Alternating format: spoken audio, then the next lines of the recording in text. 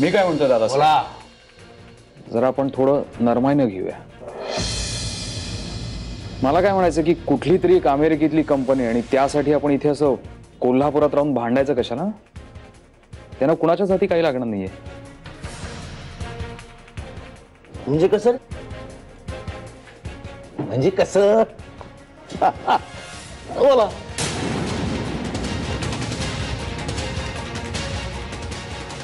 म्हणजे काय की एक प्रोफेशनल एथिक्स म्हणून विचार करा ना.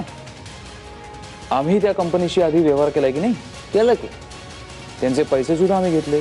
मग देऊन टाका परत, कारण माझा व्यवहार पूर्ण झालाय. नाही नाही, असं होत नाही ना. म्हणजे काय की असं होतं बरं का, असं होतं. पण दादा,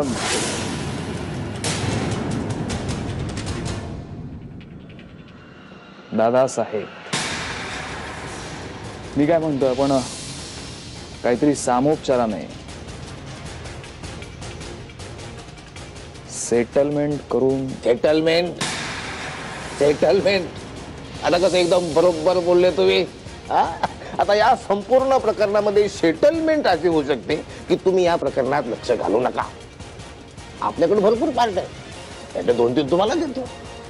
अहो, भरलेल्या गाडीला चिपडाचं वजन होतं आणि एकाच दगण्यात राहायचं, मग एकमेकाची वर कशाला पाहिजे. आता सेटलमेंट झाली, तुम्ही ती जमिनीच राहायचं. आमच्या सभ्यपणाचा गैरफायदा घेताय तुम्ही. आता बरी गंमत आहे.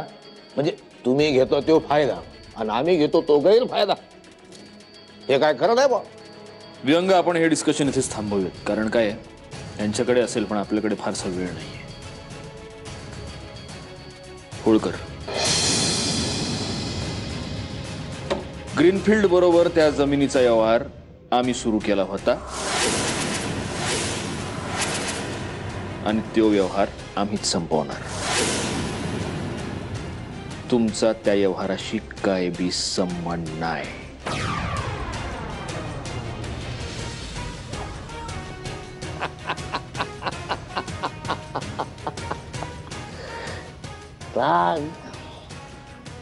राग पण येतो तुम्हाला? काय प्रॉब्लेम काय? म्हणजे माझ्या माहितीनुसार अशा 2च प्रकरणामध्ये माणसाला राग येतो. एक, भूक लागली असेल, तसं काय असेल तर तुम्हाला जीव घालतो. 2, बायकोशी भांडण झालं असेल तर. पण त्या प्रकरणामध्ये आपण काय करू शकत नाही. या फोन घ्या.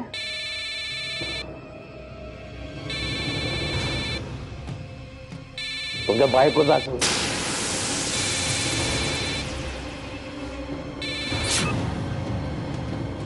दादासाहेब, आम्ही आमचं म्हणणं सांगितलंय. तुम्ही विचार करा. वाटल्यास आपण पुन्हा भेटू ना. पुन्हा भेटू.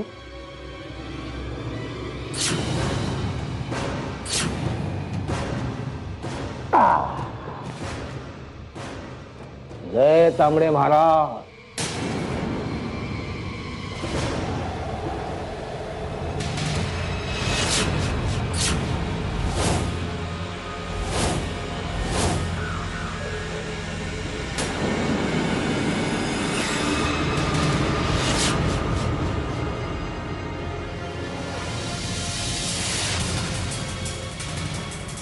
ओके, तो माणूस मला काही करणार नाही ना?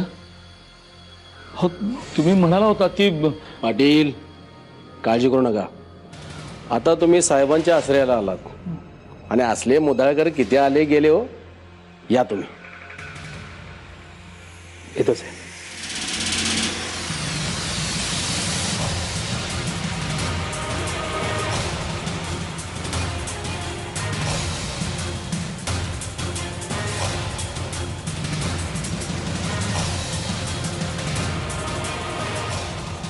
विख्या, हा साहेब, का भनकला एवढा तो मुधोळकर?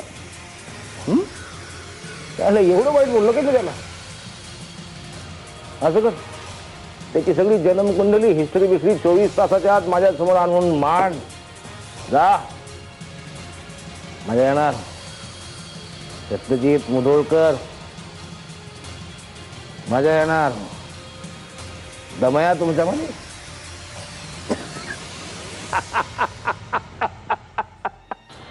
दम आहे, दम आहे. हे तांबडे महाराज,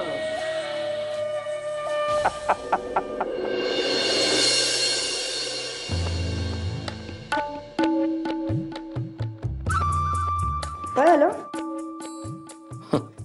तुला इथे बसून विचारायला काय जातंय? काय झालं म्हणे? हो, चिडलायस तू? हे काय खातेस तू? हा? ब्रेड बटर का? अगं आज अख्खं जग उपास करतंय कशासाठी? नवऱ्याच्या म्हणजे नवऱ्याच्या लॉंग लाईफसाठी. तुझ्या लॉंग लाईफ साठी मी उपास करायचा काही संबंध आहे का गौरव? ओ अच्छा अच्छा अच्छा, तुला सोडून मी एकटी एकटी खातीये म्हणून पोटात दुखतंय ना तुझ्या ना? ए तुला मागेच सांगितलं ना, हे माझं घर आहे, मला हवं ते मी खाऊ शकतो. अगं हक्क आहे. हा? त्याच हक्काने ऑफिस मधनं तुला 10,000 रुपये आणायला सांगितले होते.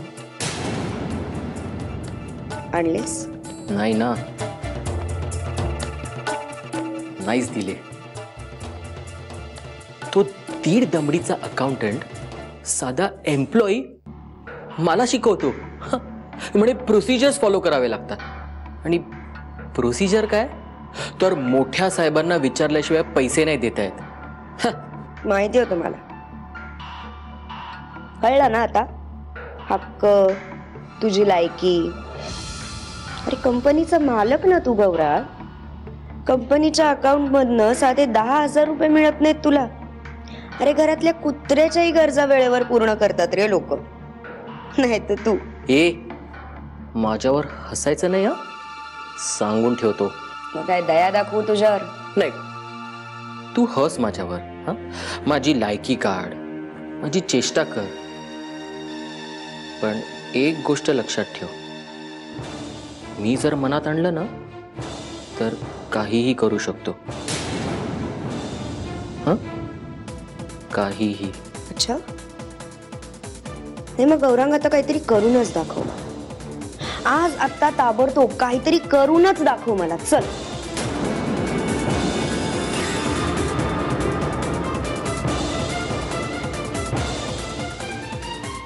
आधी खातो, मग बघतो काय करायचं ते.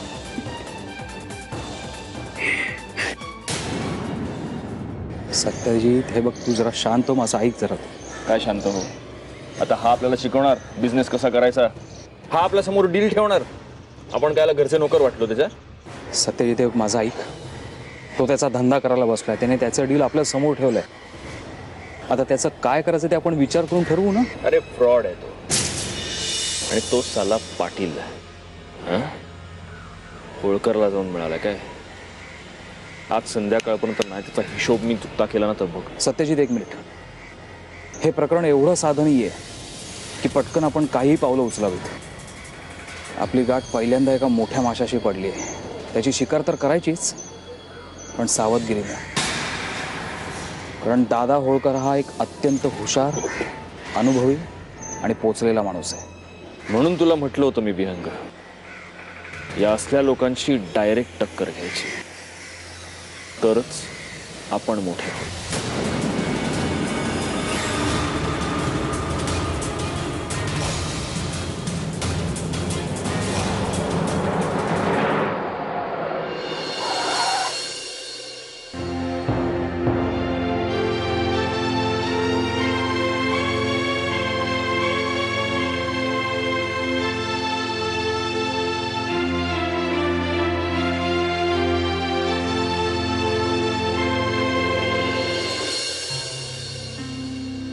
ताईसाहेब काय करतसा? काय नाही, कॉफी करून घेत. नाही म्हणजे मला बी करायचीच होती. साहेब आले ते ना. सत्यजित आलाय? होय, पण मंजिरी ताईसाहेब नाही आल्या. तू राहू दे, तुझं काम कर, मी करून घेते कॉफी. बरं आहे.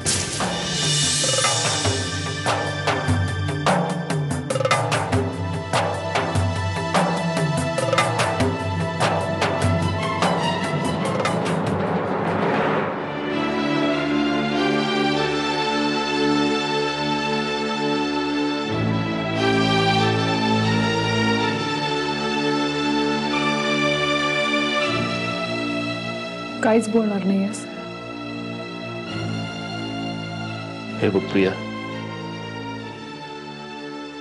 हे काय आहे? कॉफी. प्रिया, आपल्यात जे काही झालं त्याबद्दल आपलं बोलून झालंय.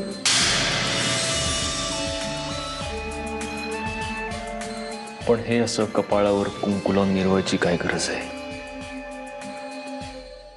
मला सतत या गोष्टीची जाणीव करून द्यायची काय गरज आहे? हे असं सगळं जगजाहीर करायची काय गरज आहे? सत्यजित, मी सगळ्यांना सांगितलंय की काय? इतकं घाबरायची काय गरज आहे? प्रिया, इनफ. खोटं बोलले. सॉरी. मी सगळ्यांना सांगितलंय हे खोटं बोलले. पण तुझ्यापासून काय खोटं बोलणार? बघ प्रिया, मी मान्य करतो की चूक झाली, माझी चूक झाली. कॉफी.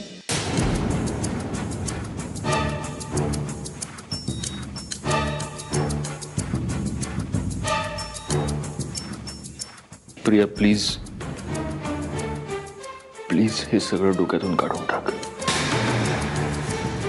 हे तू मला सांगतोय? सत्यजित, तुला जर हे सगळं विसरायचं असेल ना तर विसर. प्रिया, हा सगळा मूर्खपणा आहे. असू दे. ह्या सगळ्याची काही गरज नाहीये. मला आहे. सत्यजित, मी तुला कधीच मनानं आपला पती मानलं होतं. पण काल रात्री आपला गांधर्व विवाह झाला. असं काहीही नसतं. तुला असं वाटतं. सत्यजित, प्लीज, माझं हे सुख माझ्यापासून हिरावून घेऊ नकोस.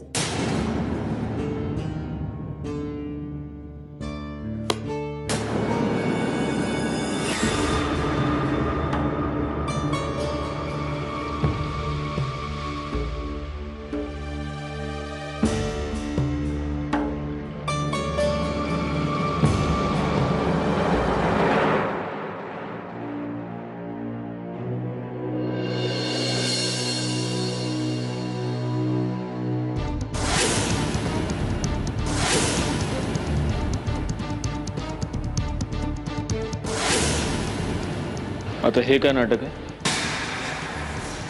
आणि गेली कुठे होतीस तू? नाही, पूजेसाठी म्हणून मंदिरात गेले होते. मंदिरात गेली होतीस की जेलमध्ये गेली होतीस आशिषला भेटायला? दुसरा विचार नाहीच येऊ शकत ना तुमच्या मनात? बघ, तूच बघ काय अवस्था करून ठेवलीस तू माझी. देवाला बोलता येत नाही ना म्हणून, नाहीतर त्यालाच बोलवलं असतं साक्षीसाठी. एकतर तुमचा माझ्यावर विश्वास नाहीये, आणि दुसरी गोष्ट, मी फक्त आणि फक्त सत्य बोलायला बांधीलंय. त्यामुळे आपल्यातला हा विषय तेव्हाच संपेल जेव्हा मी पूर्णपणे निर्दोष आहे अशी तुमची खात्री पटेल. आणि हो, ती वेळ लवकरच येणार आहे. तुझी ही सगळी नाटकं ताबडतोब बंद व्हायला पाहिजेत, कळलं? ताबडतोब. नाही,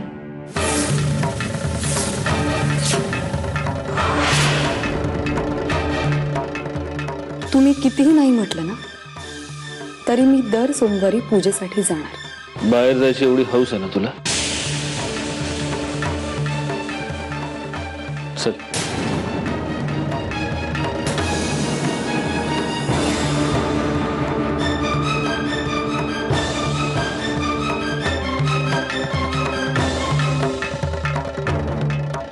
घराबाहेर राहायची खूप हौस आहे ना तुला? मग आता इथेच थांब. घरात पाऊल ठेवायचं नाही.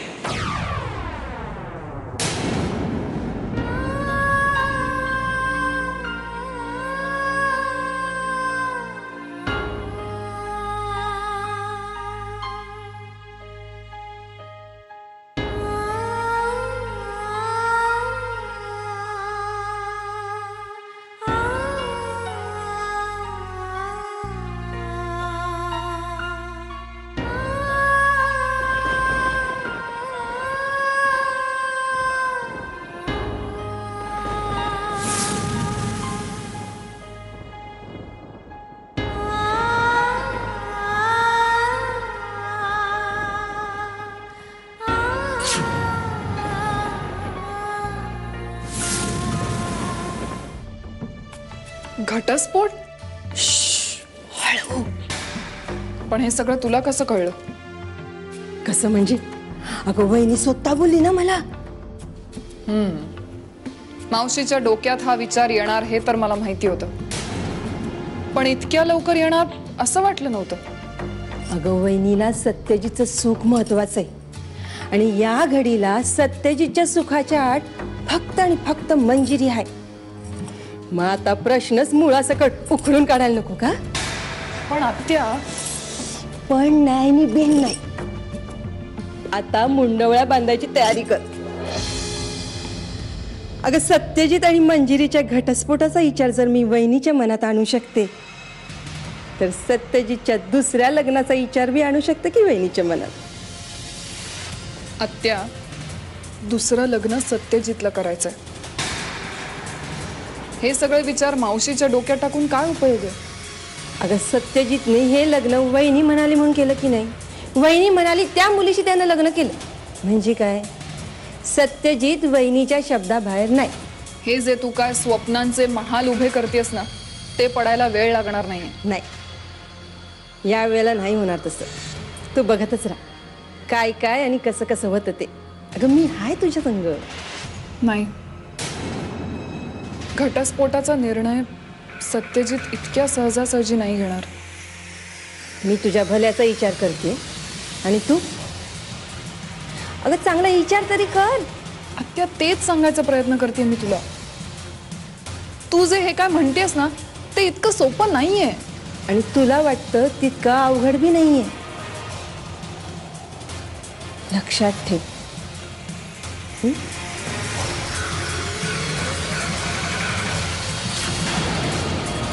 सत्यजितने खरं प्रेम केलंय तिच्यावर, आणि खरं प्रेम काय असतं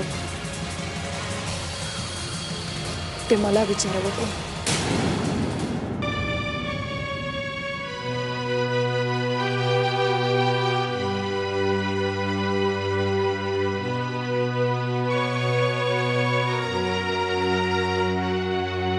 ताईसाहेब, घ्या की थोडं.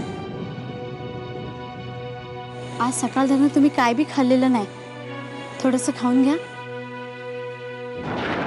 नाही, मला नको आहे. तू जेवलीस? तुम्ही अशा सकाळधरून उपाशी आहात तर मला गोड लागेल का जेवण? माझ्यासाठी तू काय एवढा त्रास करून घेतेस? असं काय बोलताय? जेवून घ्या. या अख्ख्या घरात मला काडी इतकीही किंमत नाही. फक्त तूच आहेस जी माझ्यासाठी एवढं सगळं करतेस. नको करू सगळं एवढं. असं नका बोलू ताईसाहेब, खाऊन घ्या. मग कसं बोलू मीरा? ही माझ्या वाट्याची दुःख आहेत आणि मला ती भोगायलाच हवीत. मला लय काही कळत नाही, पण एवढं माहित आहे की घरात जे काही घडते त्यात तुमची काय बी चूक नाही. मला एक कळत नाही, जी गोष्ट मला कळते ती या घरातल्या शिकले सवरलेल्या माणसांना का बरं कळत नाही? आपल्या वाट्याला जे येईल ते विना तक्रार सहन करायचं असतं. हां, पण एक दिवस देवाला दया येईल आणि आपण जिंकू या गोष्टीवर विश्वास ठेवायचा. या विश्वासानेच लढायला बळ मिळतं, नाही का? देवाला दया येईपर्यंत आपण त्याची वाट पाहत असायचं बाई. पण तुम्ही किती देवाचं करता, त्याला कशी दया येत नाही तुमची? त्याचीच परीक्षा बघते मी. लहानपणापासून ना मी सगळ्यांनी सांगितलं तसं वागले. आईने, बाबांनी, मग नंतर पतीचा शब्द प्रमाण मानून त्यांच्या मनाप्रमाणे वागत राहिले. देवावर सुद्धा मनापासून श्रद्धा ठेवली. कोणावर कधीच अविश्वास नाही दाखवला. पण मला खरंच कळत नाही, आजच्या एवढ्या पवित्र दिवशी माझ्याच बाबतीत असं का घडलं? देव माझ्यावर रुसलाय की नाही मला माहित नाही, पण हो, आता तो माझा नाही राहिला एवढं मात्र नक्की. जाऊ दे, जा तू, मला काही नाही होणार.